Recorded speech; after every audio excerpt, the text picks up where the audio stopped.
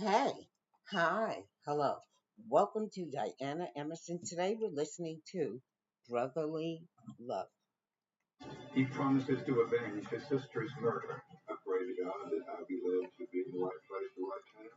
For years, he tracks her killer without success. Every day with another blow to the stomach. Somewhere deep in the Houston crime files are the secrets to solve the case. He just had to find them. Houston had 500,000 friends. Everybody has 10 fingers. That's 5 million friends. 34 years later, investigators find the answer. I want to know who killed Diane.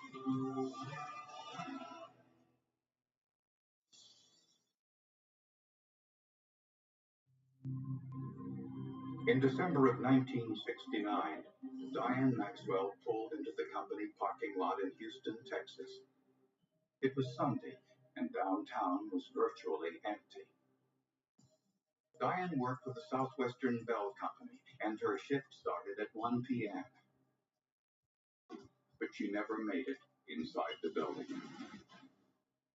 A half hour later, a homeless man saw someone walking away from an old shack next to the parking lot. He walked back to the shack and walked very close to him, got a good look at him, and went on to the shack. And he found this young girl lying on her back with her hands tied behind her back. And he asked her if she'd been assaulted. She had said yes. She asked him to untie her. He said no, but he agreed he would go call the police. Tragically, by the time police arrived, 25-year-old Diane Maxwell was dead. She was lying on her back, bra pushed up, small wound just above her navel, probably an inch in width. Diane was just 25 years old, a single mother of a 4-year-old son. Well, I would tell you that it was the most devastating thing I'd ever experienced. My first reaction was denial, that there's no way that, Diane could be dead. When my father called, he could barely speak, and my stepmother took over, who was much more composed under those circumstances and was really able to give me more of the details. In a search for evidence, police scoured the wooden shack. Among the debris, they found a rumpled pink blanket and a man's gray suit coat. It had been used as a storeroom for a service station, and everything imaginable was in there. Service manuals, old oil cans. The only witness was the homeless man, Willie Bell. And that the only physical description was that it was a black male with an afro haircut. There was no money in Diane's purse. Her car keys were missing, and her car, a new red Mustang, was gone. Police found it 9 hours later, a mile away.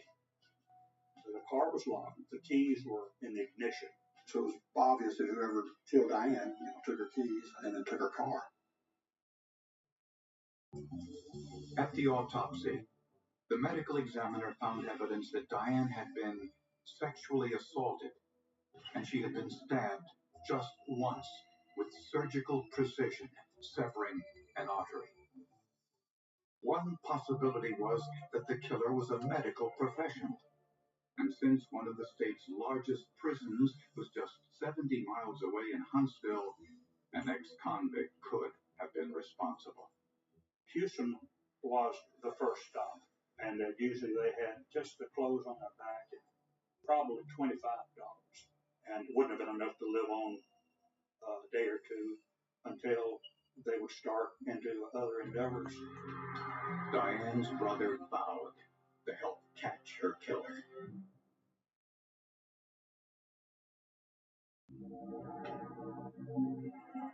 The senselessness of Diane Maxwell's murder shocked everyone, friends, co-workers, and family.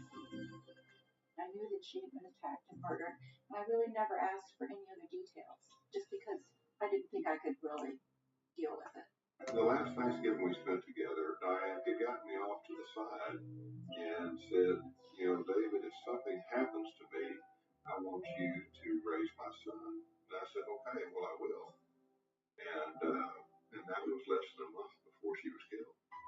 More than 20 of Diane's co-workers at the phone company quit their jobs. Many of those who remained armed themselves with ice picks and knives. very, very hard.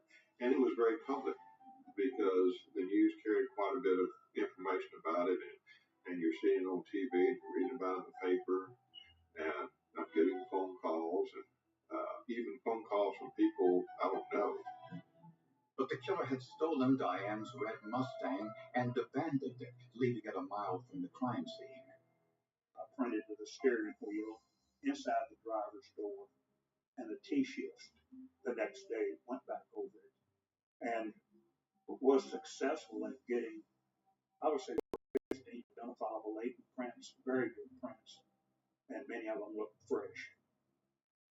The prints, 3 partial fingerprints and a partial palm print, did not match those of the witness, Willie Bell, and he was eliminated as a suspect. In 1969, before computers, someone had to literally compare a print visually to all the ones in the Houston crime files, and there were millions of prints. Let's just say Houston had 500,000 prints.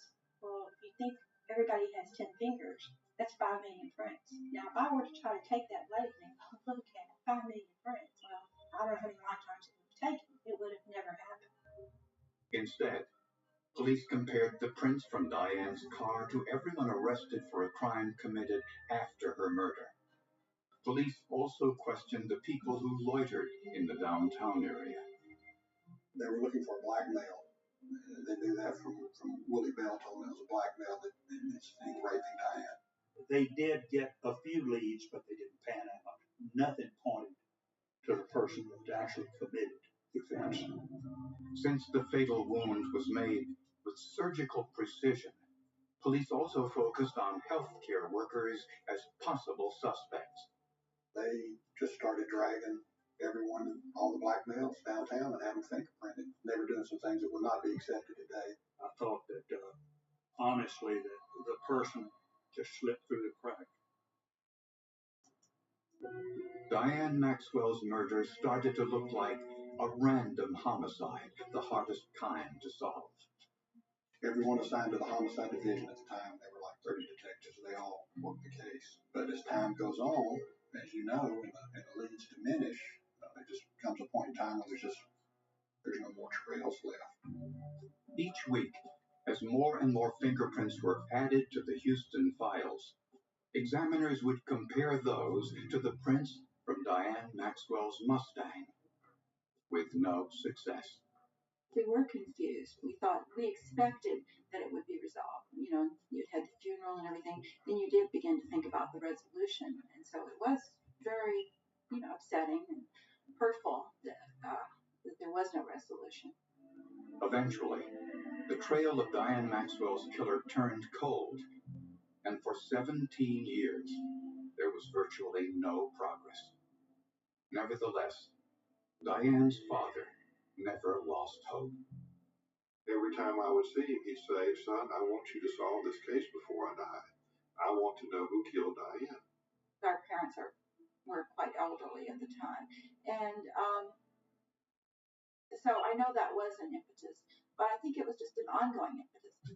So at the age of 37, David Maxwell was accepted into the oldest and most exclusive law enforcement agency in North America, the Texas Rangers, an elite group with only 134 members.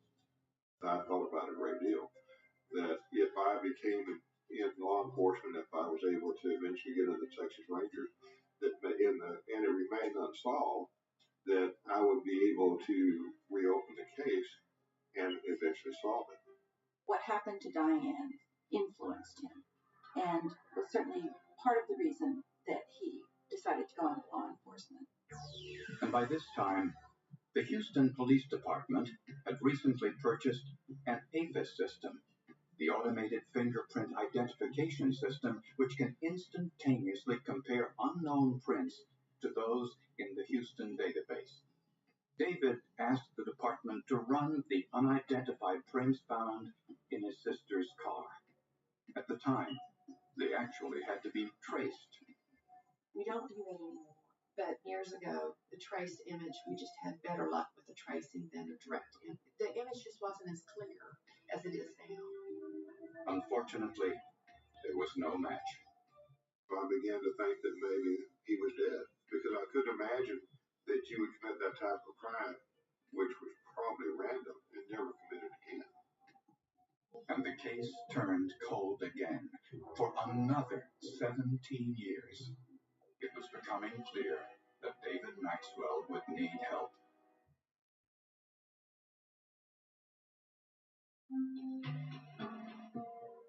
For more than 30 years, David Maxwell was haunted by his sister's murder and still hoped to find some way to solve it. He had been successful in solving a lot of very complicated crimes, and I know that it was really important to him to try to solve this crime because, of course, this was very personal, and he felt very deeply about it. And he had promised his father he would solve the murder before he died. By this time, his father was close to 90 years old, and time was running short. And he would tell me that he would dream of seeing Diane, and that's all he thought about. He said, that's all I can think about is Diane, and this case being solved. I want to know who killed her before I die. With nowhere else to go, David turned to his friend, Jim Ramsey, a veteran homicide investigator with the Houston Police Department. The two had known each other for years, but David never told Jim about his sister's murder. I was shocked. I was amazed that anyone could hold that in and not talk about it. But if anyone could do it, it would be David. I saw no need to tell people about what had happened in my life. I wasn't looking for sympathy. David could have had just about anybody in the state of Texas work that case. I really considered it a privilege when he asked me to look into it. Ramsey's first priority was to examine Diane Maxwell's clothing. If we could do the DNA for the sexual assault and get that and put it in the database, because now all the offenders, as they go to prison, they're taking DNA samples, and we're getting a lot of cold hits on the DNA database. But Diane's clothing was gone. To their shock and dismay, it had been thrown away. Over a period of years, I guess folks in the property room just had to make room for new property coming in. Next, Ramsey tried to interview the only witness to the crime, Willie Bells. We tracked him out to an address in California, and we eventually learned he had died back in the mid-'80s. Then things went from bad to worse. The crime scene photos and the negatives were also gone. Apparently, in violation of police policy, someone had sold them to the British crime magazine Master Detective in 1971. When contacted, the publisher no longer had the pictures or negatives. All they had left was a single copy of the magazine. I asked them to send it to me because I didn't have any pictures of the crime scene. And they were hesitant to do that because that was their only copy. So I asked them to please make copies of the photograph. The photocopies of the magazine pages were virtually useless. And then Jim Ramsey and David Maxwell got even more bad news. The killer's fingerprints found in Diane Maxwell's car that were supposed to be in her police case file were also missing. It was just like every day was another blow to the stomach. I knew they existed, and now they're gone. So, yeah, I was pretty upset about it. With all the evidence gone, David now had to tell his father that the case might never be solved. And I prayed about it, because I knew that physically and as a ranger or whatever, I'm doing what I can do. But I prayed to God that I'd be led to be in the right place at the right time. If the prince couldn't be found, there was nothing more anyone could do.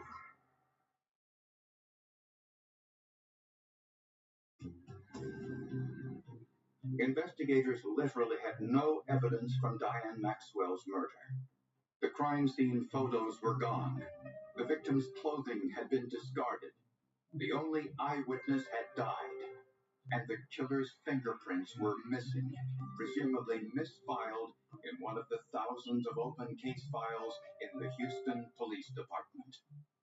Everybody was at some point in time was looking for that case. So it wasn't like, okay, well, we'll just do it in our spare time.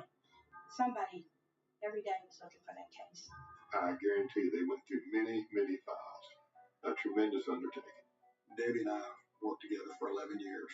Rumor has it that she went to the director of the Layton Lab and told the director that Sergeant Ramsey was threatening an IED investigation if they didn't find that print. Well, I never once said that. I respect authority, but I don't mind challenging authority. But whatever happened, it got them off the dead center, and there were several people that were assigned to go through every HPD case looking for prints. After months of looking through all of the case files, someone finally found them. They just put it in the wrong file. You know, it was just a clerical error. Of all the evidence lost, at least the fingerprints have been recovered. My goodness, what a task to have to go through all those folders of all those. I mean, you're talking about, every car burglary, every home burglary, murder, robbery, assault, just thousands and thousands of just print cards. But they did it. By this time, the year was 2003, and sophisticated computerized fingerprint systems were everywhere. Jim Ramsey had the prints from Diane Maxwell's car compared to those in the Texas statewide database. Unfortunately, there were no hits. Undeterred, Ramsey ran the prints through the FBI's national database. This time, there were 20 potential hits. All 20 were then examined visually, and one stood out. This print came up. It's like, oh my gosh, this looks awfully good. This looks like we're going to have a hit. The print belonged to 58-year-old James Davis, a career criminal. I identified him 4 different times. I identified him, I think, fingers, right index, right middle, and my ring, and then the right palm. It's hard to really describe how I felt, but I was absolutely elated about it. James Ray Davis spent the majority of his adult life incarcerated. Auto theft, forgery, assaults. Davis was living in a housing project on the Texas-Arkansas border. He had been out of prison for about 10 years following a conviction for abducting a young girl. Detective Ramsey knocked on his door. I said, Mr. Davis, I'm from the Houston Police Department. And you could tell his demeanor changed drastically. He just stared at me. Ramsey pulled out a photo of Diane's car. Davis didn't want to look at it. He said, I've never ever seen that car. Well, that's strange. It's a red Mustang. You've never seen a red Mustang. Then I pulled out a picture of Diane that David had given me, and I handed it to him. But he wouldn't take the picture. I tried to hand it to him. He wouldn't take it. Davis initially denied any involvement. But when told of the fingerprint evidence, he confessed. I was sorry, and I was crying, I was crazy, but I did wrong. He'd been out of prison 5 days when he killed Diane. And his life was a lifetime of crime. I'm sick now, and I'm not able to do no kind of time. I'm trying to tell you, if I have to go, I will have to go, but I would hope the judge or whatever will have me or something. After more than 30 years, the mystery was finally solved. Well, my father was ecstatic. It just was a huge boost for him, that they knew who it was. I've worked scores or hundreds of murders, and they're all important to me. But it's not very often that you're personally touched by it.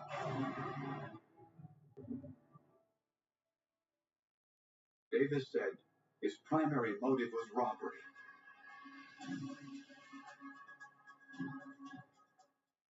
When he saw Diane get out of her car, he abducted her at knife point and took her to the wooden shack. He admitted robbing her, but denied sexually assaulting her, although the evidence clearly showed that he did. Then he stabbed her to death and stole her car.